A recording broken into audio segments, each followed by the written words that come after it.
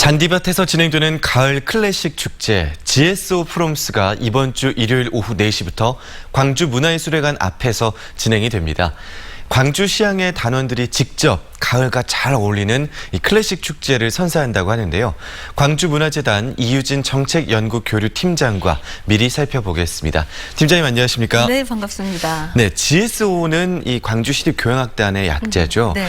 프롬스는 무슨 뜻인가요? 네, 프롬스는 프랑스어로 산책하다, 폼나드, 그리고 콘서트에 합성하잖아요. 네. 말하자면 산책하듯 가볍게 즐기는 클래식 음악회를 말하는데요. 네. 그런데 클래식 음악회 가면 박수를 언제 쳐야 되지? 라고 고민한 적이 있으시죠? 잘 모르겠어요. 네. 그런데 이번 프롬스 음악회는 야외에서 진행이 되기 때문에 뭐 신나는 음악이 나면 춤도 추고 뭐 돗자리에 앉아서 준비해 가신 도시락도 드시고 생각만 해도 즐겁습니다. 그렇군요. 네. 광주시향이 어떤 음악을 들려줄지 골랐을지 기대가 되는데요. 네, 광주시향 김홍재 상임 지휘자가 직접 지휘봉을 잡는데요.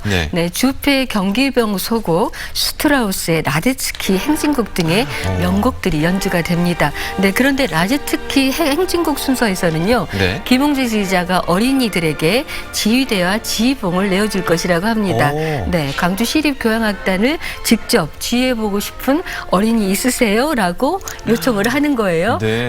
즉석에서 4명 정도의 어린이들이 지휘를 해보도록 하는 거예요. 정말 즐거운 경험이 될 것 같습니다. 그렇군요.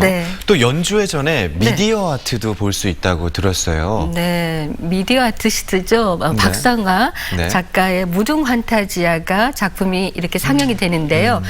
그리고 박상화 작가가 광주시향 연주를 들으면서 영감을 받은 작품들, 그거를 표현한 미디어 아트 작품들을 광주시향 연주와 함께 감상하실 수가 있습니다. 광주시향의 공연이 늘 인기가 많고 사랑을 받고 있지만 이번에 이렇게 관객들의 참여가 할 수 있는 것들이 좀 많은 것 같아요. 음악 놀이터가 있습니다. 이번 주제는 당신에게 음악은 어떤 존재인가요? 라는 건데요.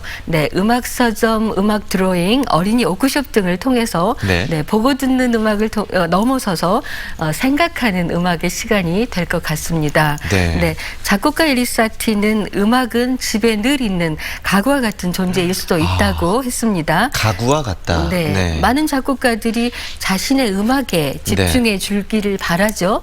하지만 사티는 가족과 대화를 하거나 책을 보거나 그림을 보면서 자신의 음악을 그저 그 장소의 배경음악으로 삼아달라고 했죠. 음악 서점에서는 광주 시향 단원들이 감동을 얻었거나 평소 좋아했던 책들을 대여해 줄 계획이라고 합니다. 음악 드로잉은 광주 시향 연주를 들으면서 자신만의 작품을 만들어 보는 겁니다.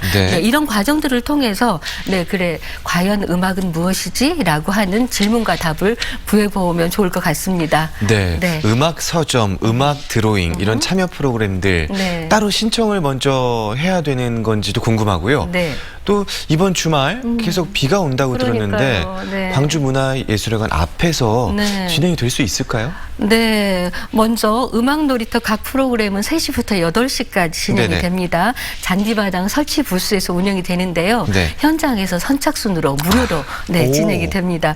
그런데 가을 장마가 오면은 콘서트는 대극장에서, 그리고 나머지 행사도 로비나 비를 피할 수 있는 장소에서 진행이 된다고 합니다. 알겠습니다.